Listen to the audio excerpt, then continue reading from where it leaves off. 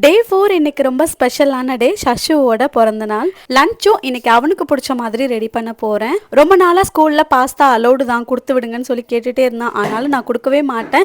சரி, அவனுக்கு பிடிச்சதை இன்னைக்கு ரெடி பண்ணி கொடுத்துடலாம் அப்படின்ட்டு அதை தான் ரெடி பண்ணியிருக்கேன்.